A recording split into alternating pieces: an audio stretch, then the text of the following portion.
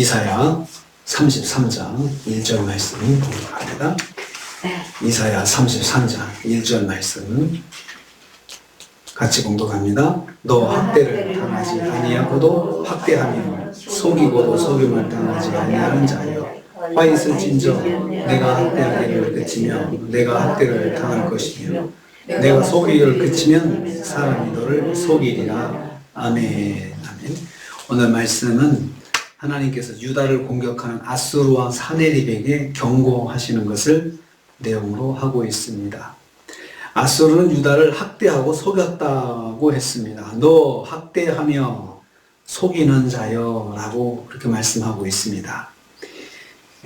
여기서 너는 그 아수르 왕 사네립을 말합니다. 아수르 왕 사네립이 이스라엘 유다를 공격하고 있는데 그 아수르 왕 사네립에게 딱 지적해서 말씀하시는 것입니다.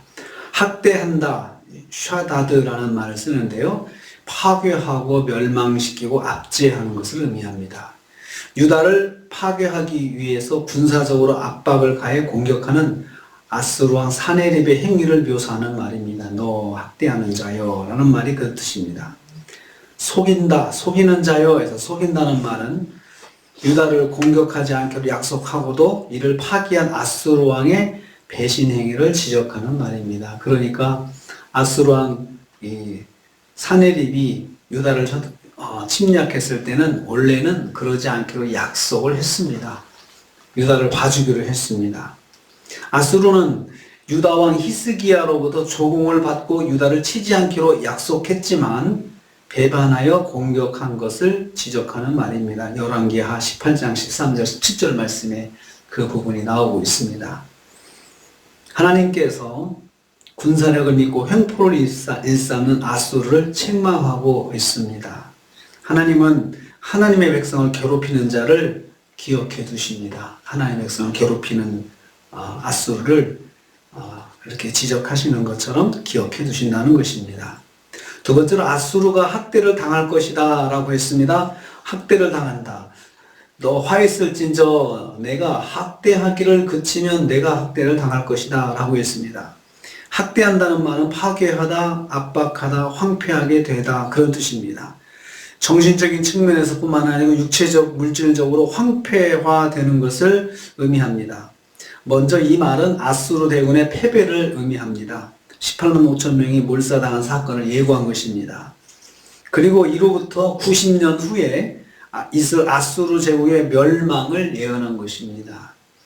내가 학대를 마치면 학대에 당할 것이다 라고 했습니다. 아수르가 유다에 대한 공격을 한 후에 일어날 것을 말씀합니다. 이 경고가 미리 주어지는 것은 행동하기 전에 깊이 생각할 기회를 주신 것입니다. 하지만 아수르는 이 말씀에 귀를 기울이지 않았습니다. 그래서 18만 5천 명도 떼죽음을 당하게 됐고 또 그로부터 90년 후에 아수르가 멸망을 당하게 됐습니다. 하나님께서는 꼭 경고를 해주십니다. 무슨 일을 행하시기 전에 경고하셔서 생각해보고 지금이라도 돌이키도록 기회를 주십니다. 그런데 아수르 왕 사네립이 이런 경고를 듣고도 절대로 그 말에 귀를 기울이지 않았습니다. 왜냐하면 자기 힘을 믿거든요. 자기 힘을 믿기 때문에 그 경고가 그렇게 통하겠습니까? 그래서 무시하고 공격하다가 결국은 아수르가 그런 비극을 맞이하게 되는 것입니다. 하나님께서 하나님의 백성이 당한 것 이상으로 갚으신다는 것을 우리는 꼭 기억해야 합니다. 하나님께서 하나님의 백성이 당한 것 이상으로 갚아주십니다. 세 번째로 사람이 너를 속이리라 라고 했습니다. 사람이 너를 속인다. 이 말은 아수르가 유다를 거짓말로 속인 것처럼 아수르 사람들로부터 속임을 받을 것이다. 사네립이 그렇게 당할 것이다 먼저. 그리고 아수르도 그런 일을 당할 것이다. 유다에게 거짓말해서 속여가지고 유다를 공격한 것을 하나님께 기억하시고 그럼 너도 한번 똑같이 당해봐라. 너도 똑같이 당할 것이다 라고 하나님께서 그렇게 말씀하고 있습니다. 아수르 왕 사네립은 패전 후에 고국으로 돌아가서 자신의 두 아들에게 배반을 당해 살해당할 것을 예언하는 말씀입니다. 그렇게 됐습니다. 아들한테 살해를 당했습니다. 이것도 내가 속이기를 그치면 이라고 했습니다. 학대와 속임이 원하지 아니할 때 일어날 것을 말씀하고 있습니다.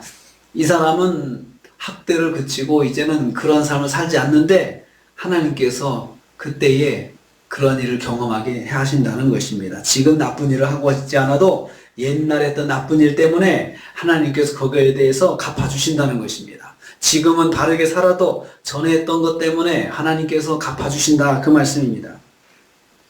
자신의 힘만 의지해서 계속해서 학대와 속임의 삶을 살다가 결국에는 자신도 속임을 당하고 망하는 삶으로 곤두박질 칠 것을 말씀하고 있습니다. 하나님께서 하나님 백성을 속인 자들에게 생각지도 않은 때에 심판을 내리실 것을 말씀하고 있습니다. 심판을 내리실 때 본인은 자기가 했던 일들을 아마 까마득하게 잊고 있을 것입니다. 자기가 한 일은 잊어버립니다. 당한 것은 기억해도 자기가 한 것은 보통 잊어버리는 건 사람의 심정이죠. 하나님께서 잊고 있더라 하더라도, 기억하지 못한다 하더라도 하나님께서 그 반드시 갚아주신다는 것입니다. 하나님께서 하나님 백성을 속인 자들에게 생각지도 않은 때에 심판을 내리실 것입니다. 그것을 말씀하고 있습니다. 우리는 이 말씀을 통해서 하나님께서 이 아수르의 사네립과 아수르에게 딱 그 심판을 딱 결정하시고 말씀하시면서 경고하시고, 그리고 그들이 말을 듣지 않으니까 그대로 행하시는 것을 봅니다. 하나님 백성이 안 믿는 성도로부터, 안 믿는 사람들로부터 뭔가 고통을 당하고 어려움을 당하면 우리가 참 이해가 안 되죠. 그런데 하나님께서는 그것을 가만히 지나치지 않으십니다. 그냥 다 기억해 두십니다. 기억해 두셨다가 하나님의 때에 하나님께서 그 사람에게 똑같이 갚아 주신다는 것입니다. 하나님은 하나님의 자녀가 세상 사람들로부터 어려움 당하는 거 지나치지 않으십니다. 그리고 설령 또 하나님의 징계의 도구로 세상 사람들이 사용됐다 하더라도 하나님께서는 그 사람들조차도 또 다시 심판하시는 것을 우리는 성경을 통해서 보고 있습니다. 학대를 당하는 사람, 하나님 백성을 학대했던 사람 똑같은 모양으로 갚아주시고 하나님께서 그렇게 해주십니다. 그러므로 우리가 당한 것들이 있다면 내가 그것을 어떻게 해야겠다 하고 괴로워하지 않아도 됩니다. 하나님께서 기억하시니까요. 하나님께서 반드시 갚아주신다는 것이 오늘 말씀 통해서 우리가 알 수 있습니다. 왜 이렇게 행하실까요? 하나님 자녀에 대한 하나님의 사랑입니다. 내 사랑하는 자녀가 그렇게 어려움을 당하면 우리도 마음이 고통스럽고, 내가 만약에 힘이 있다면 그것을 어떻게 하든 그것을 갚아주고자 하는 마음이 있지 않습니까? 그런데 하나님께서도 그런 마음이 있다는 거죠. 어떤 사람은 그런 이야기 합니다. 사랑의 하나님께서 그런 건 봐주셔야 되지 않을까요? 진정한 사랑은 하나님의 자녀에 대한 사랑이 진정한 사랑이거든요. 하나님께서 자녀를 사랑하실 때 그렇게 하신다는 거죠. 내 자녀가 고통당하고 힘든 거 하나님 못 보신다는 것입니다. 내가 내 자녀에게 매를 들어도 다른 사람이 매드는 것은 그것은 또 못 보신다는 거죠.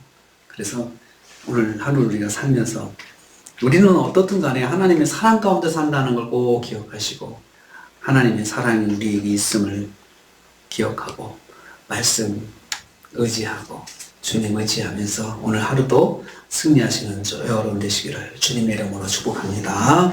주님 감사합니다.